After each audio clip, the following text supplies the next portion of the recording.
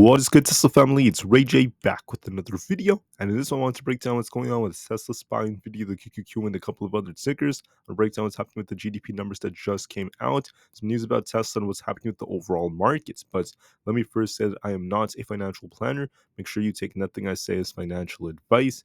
And also, if you guys can, please check out the Webull link, which is down below and in the description. If you sign up for Webull and deposit $500, you're guaranteed 20 free stocks. If you deposit $25,000 or more, you're guaranteed 75 of them, and the offer ends in just 5 days from now. Anyways, for Tesla, we have this resistance in this 162.5 area, a little bit higher than that is where Tesla tried to go to today to grab some liquidity, just under 165.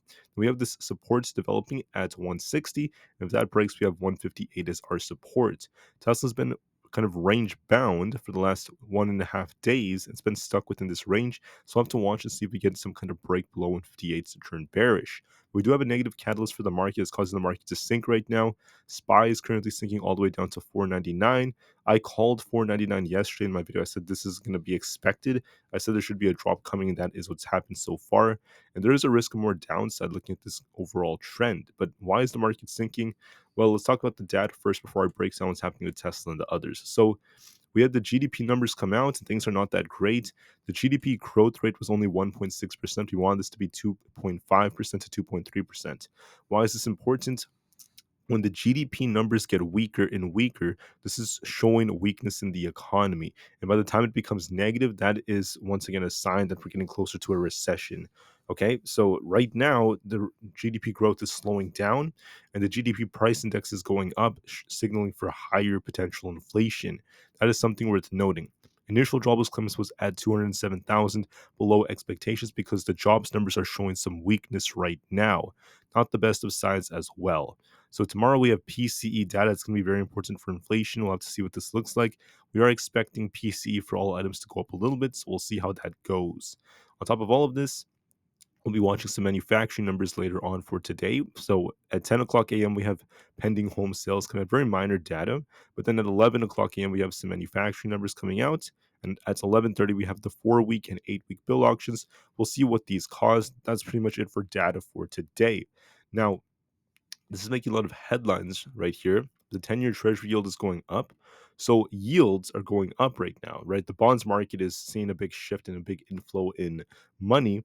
And this is happening amidst the fact that the GDP increased, excuse me, GDP only increased at 1.6% in the first quarter.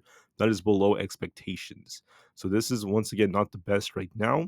This is not what we want to see. Plus, consumer spending is still high, and there are some signals out there which are positive for inflation, showing signs that inflation could be going up, and more signals that the economy is contracting with these higher interest rates. Now, when it comes to earnings, I just wanted to mention that we had Royal Caribbean that just announced their earnings. They did relatively well, but after the market closes today, we have Microsoft and Alphabet and Intel all announcing their earnings. I can't wait to see what Alphabet and Microsoft have to show us. But for now, let's talk about Royal Caribbean, which just came out. This did relatively well. EPS was $1.50, $1.35, excuse me, above expectations. Net income was $360 million, a little bit short. Revenue is at $3.7 billion. That's slightly above expectations, and their guidance has increased to about 10.7 to 10.9 per share. That's once again above expectations, and they're continuing to show more and more signs of record bookings. So we're getting lots of record bookings, lots of growth. They raised their guidance. The share price is up thanks to that. And we're going to be looking for more and more improvements as time goes on. They're expecting their net yields to increase by 10 to 10.5%. And adjusted EPS is forecasted to be between 2.65 to 2.75 $2.75, I mean, in the second quarter. So good looking earnings from them. That's why they're up. More data is coming out as the market's kind of flopping. We're starting to see this happening to the S&P futures, NASDAQ futures, and etc. When it comes to Meta, shares have plunged in the pre-market after we saw weak revenue guidance. That's why it's down quite a bit. Revenue did increase 27%, but their guidance is not that strong. That's part of why the share price is down. Ford topped first quarter earnings and they're offsetting losses. I talked about this in my video from yesterday. Good for them.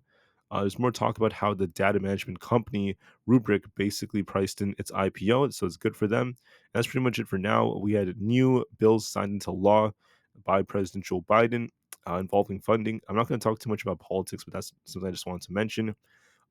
And with that being said, when it comes to Tesla, Tesla's also laying off about 2,700 workers in Austin. I'm not really seeing any other changes other than what I was talked about during their earnings report. So for Tesla, we're going to be watching this range. Do not forget about the range. I did tell you guys that there was signals suggesting this might actually dip a bit, and we're going to be watching to see how Tesla reacts to 160 and eventually 158. This is going to be our key support zone right here. If we lose 158, we're going to be expecting a bigger dip all the way down to the 155 area, and I think there's a very good chance that that's going to end up playing out. But there is a very good chance that this might actually dip a little bit more. We could be retesting 158, and we'll see if this breaks or not. We have this big liquidity grab up here. I think there's a risk of Tesla dipping, so just be very, very mindful of that. Be very careful. But don't expect it to crash. Wait for confirmation. Wait and see if we lose 158 or not. That's going to be our key support. I am seeing some signals that suggest it might actually dip a little bit thanks to the markets. So give Tesla a little bit of time. As of right now, it's still within its range, but we'll see if we lose 158 later on today or beyond. Nvidia is continuing to look a little bit weak. It kind of rebounded. Now it's trying to fall again. If it continues to fall, we're going to be looking for a test all the way down to about 676 767, excuse me, and then finally all the way down here at 760. So I do see a risk of Nvidia kind of dipping a bit more to these lower levels, and that could be a little bit risky, at least for the Qs.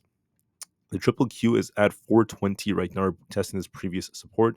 So we might see a little push back up to about 421 before it continues lower. And once we lose 420, we're going to be looking for a dip all the way down towards 417. I could be looking for that. So look for a little pop and then drop. And I think 417 is a possibility. The QQQ is looking weak right now, beginning to downtrend. SPY is doing the same thing. SPY is barely at 499. Could kind of retest. It really depends if we could get back above 500. If we do that, we could go up to 501. But then I do see a risk of this eventually coming back down towards 497. I think SPY will eventually come back down. 498 to 497, this range right here, looking kind of weak. And I did call out yesterday where I'm expecting a drop, and that is what happened so far. Aapl, on the other hand, is still showing some strength. You guys can see it touched 170 exactly as predicted. I said in my video yesterday it might hit 170 then reject. Today it hit 170 and rejected. So if we continue this rejection, we're going to be looking for a test of 168 as support and see if this breaks or not. And then if it does break, we'll be dipping all the way down to 166.7. I do think it's going to dip a little bit more to retest this liquidity zone. So I do think 167.5 is a possibility if we lose 168. Might retest 168.7, and we could reject from here, so just be a little bit careful. Additionally, we have Coinbase coming down. I think we have this gap to fill. We have a head and shoulders like structure. There's a gap to fill down at 210. It's going to likely sink lower. Amazon is barely at 170. I called 170 in my video yesterday. I think it's going to likely dip lower. I think there's a risk of it dipping all the way down towards our gap fill. We could even retest 169. So I'm seeing a little bit of weakness on Amazon. And then there's Meta, which is on its own right now, barely at 418 a share, still looking kind of weak. We could retest essentially 405 if we continue to sink. So it's looking kind of weak right now. It's continuing to fall, and I still see risk of downside. We're down 15%, so just be careful. The VIX is bouncing exactly as predicted. The 10-year Treasury yield is bouncing as predicted. I called all of this yesterday, guys. I said the market might see some downside. So for Tesla, unfortunately, there is a risk of some downside, but there's no confirmation of a break just yet. So we're just going to give this a little bit more time. Yes, there's a risk of this dipping, but watch and see if we lose 158 for confirmation. Otherwise, we're just range bound for now, and I just wanted to give you guys that warning. All right, guys, so that is it for the video. I just want to say I appreciate every single one of you. Unfortunately, bad news comes out, and that is still affecting the markets, and we just have to be open-minded no matter what ends up going down. So thank you for listening. I hope you guys have an absolutely incredible rest of the day. I'll see you guys very soon on the next one. Thanks again, and peace out.